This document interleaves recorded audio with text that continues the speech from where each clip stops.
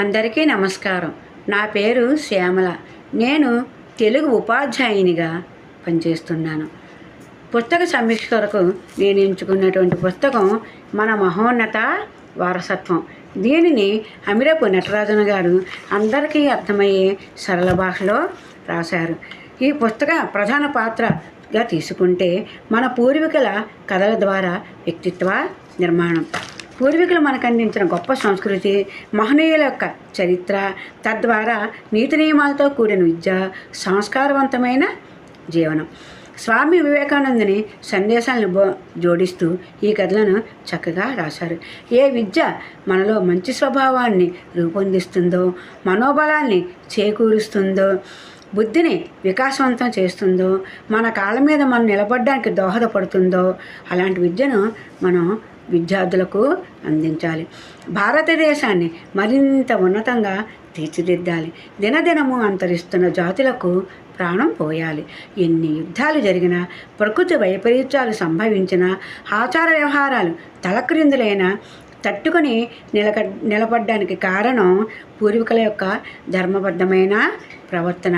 దానిని మన పూర్వీకులు ఎంత గొప్పవారు అన్న విషయాన్ని పిల్లలకు గుర్తింపు చేయాలి. నిజానికి పిల్లలు తమ తాతలు, నానమ్మలు, అమ్మమ్మలు ఏమీ చదువుకోలేదని, వారికి ఏమీ తెలియదని అనే అపోహలో ఉన్నారు. కానీ వీరికన్నా వారు విజ్ఞానవంతులని, విచక్షణా జ్ఞానాన్ని కలిగిన వారని అన్న సత్యాన్ని పిల్లలకు మనం తెలియపరచాలి. ఈ పుస్తకం నుండి ఎలాంటి జీవిత పాఠాలు నేర్చుకోవచ్చంటే, కర్తవ్యనిష్టతో ఏ పనైనా సాధించాలి. పరుల శ్రేయస్సును కోరి ఏ పనైనా చేపట్టాలి. సృష్టి అంతా భగవంతుని స్వరూపమని మసులుకోవాలి. అభ్యాసం వలన విద్య, ప్రయత్నం వలన విజయం లభిస్తాయని పిల్లలకు అర్థమయ్యే రీతిలో చెప్పాలి. మనిషి ధర్మ మార్గాన్ని పయనించడానికి ముఖ్యంగా 3 లక్షణాలు కలిగి ఉండాలి. దానికి సంబంధించినట్టు ఒక కథని నేను మీకు చెప్తాను, వినండి.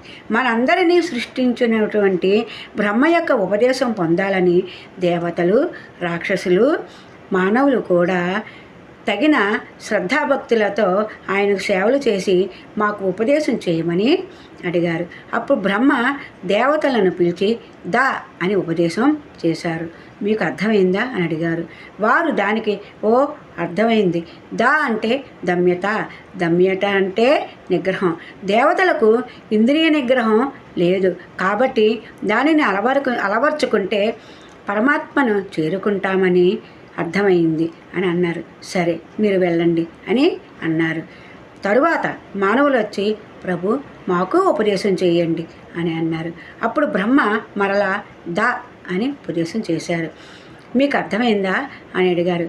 ఓ చక్కగా అర్థమైంది. దా అంటే దత్త, దానగుణం. మానవులందరూ లోభగుణాన్ని కలిగినవారు కాబట్టి దానగుణాన్ని అలవర్చుకుంటే పరబ్రహ్మను చేరవచ్చని చెప్పారు. అంతే కదా అని అన్నారు. సరే, మీకు అర్థమైంది, మీరు వెళ్ళండి అని అన్నాడు బ్రహ్మ. తరువారి రాక్షసులు వచ్చి ప్రభు మాకు కూడా ఉపదేశం చేయండి అని అడిగారు. అప్పుడు బ్రహ్మ వారికి కూడా దా అని ఉపదేశం చేశారు. మీకు అవగతమైందా అని అడిగారు. ఓ చక్కగా అయింది మహాప్రభు.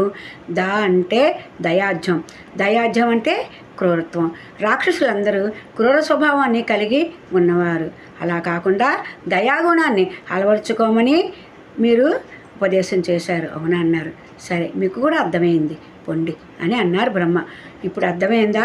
మనిషి ధర్మ మార్గాన్ని పయనించాలి అంటే దమ్యత, దత్త, దయాఢ్యం అనేటువంటి సద్గుణాలు కలిగి ఉంటే మనం తప్పనిసరిగా ఆ మార్గంలో పయనించగలం. ప్రపంచ మానవాళి ధర్మాన్ని అనుసరించి పయనం సాగించాలి అంటే ఇటువంటి కథలను పఠనం చేయడం వల్లనే సాధ్యపడుతుంది. నిరాశాభావాన్ని పోగొట్టి ఆత్మవిశ్వాసాన్ని పెంపొందిస్తుంది. స్వామి వివేకానందుని లాంటి వారి గొప్ప ఆశయాలను సాకారం చేయడానికి ఈ పుస్తకాలు ఎంతో దోహదపడతాయి. అందువలన ఈ పుస్తకం చదవమని అందరినీ ప్రేరేపిస్తాను. ధన్యవాదాలు.